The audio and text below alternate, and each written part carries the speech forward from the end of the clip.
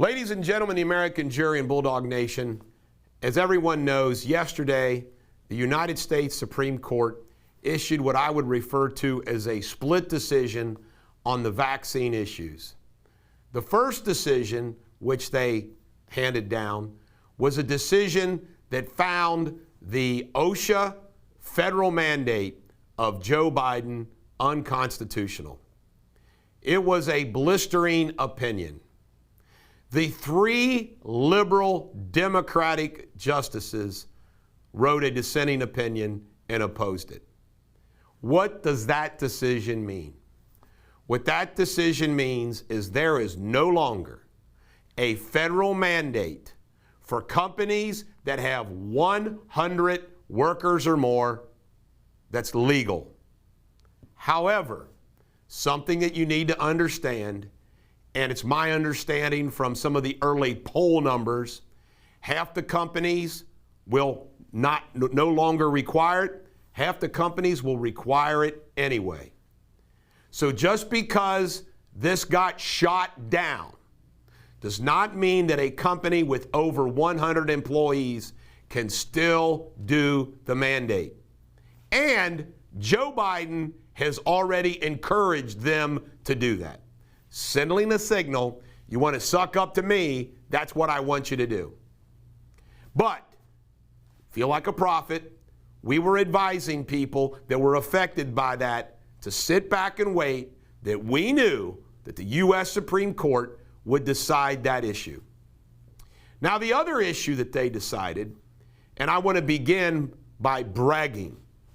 And I'm sorry, but I have to. There was only one law firm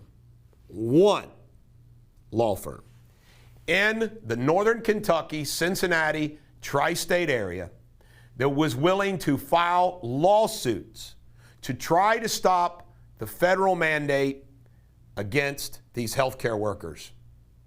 Only one, us.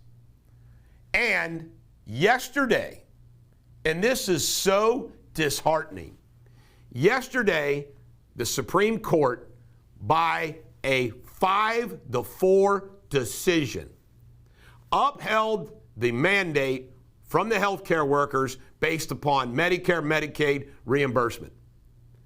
Ladies and gentlemen, the American jury and Bulldog Nation, we made the exact same argument that was decided by that U.S. Supreme Court, and we convinced, when I say we, those that have pushed that argument forward, we convinced Clarence Thomas, Alito, Gorsuch, and Amy Coney Barrett, who said to act like this was a choice to you either work here or you get the shot. They bought our argument that if you're a nurse in the tri-state and you have to make that decision, it's not a decision. And what's really sad about it is Kavanaugh and Roberts voted with the three liberals. We were one vote away from winning that. And Kavanaugh, think about what everybody did to fight for Kavanaugh. Trump, Republican senators, the Fox News, all of us, all of our teammates, everybody fought to get Kavanaugh that appointment. And he did that to us yesterday. Ladies and gentlemen, the American jury and Bulldog Nation, I'm convinced Kavanaugh is a frat boy justice. And God only knows what blackmail goes on there as well. What is really hysterical about it is we have faced motions to dismiss. They overruled our injunctions by Judge Black in Cincinnati and by Judge Bunning in Covington. They have not ruled on their motions, and I'm thinking they were waiting to see what the Supreme Court did. I want all of you to know that we are going to probably lose those cases. I mean, I would have to go back and look to see, is there a claim that we put in there different? But based upon what the Supreme Court did yesterday, I believe those cases will get dismissed. You can't make this up. We did a search. There is only one place in the entire country where the lawyers for the hospitals filed motions for sanctions against the lawyers fighting for the healthcare workers. Us, Deters Law. You believe that? No other law firms anywhere in the country did that, but they did that. Now, what that means is if we were to be sanctioned, we're going to be sanctioned even though we convinced, our position convinced, 4 Supreme Court justices. 1 vote away. It's amazing. Now, let me try to answer some more questions that many of you might have. None of those decisions yesterday change anything about mask rules. It doesn't change anything about medical exemptions, religious exemptions. You're entitled to request those, get those, so forth and so on. None of that changes. If you have a specific question, you can email me at eric@ericdeters.com or text me at 859-250-2527. We're going to send this out to everybody so everybody knows what's going on. Joe Biden wants all the big employers just to ignore it.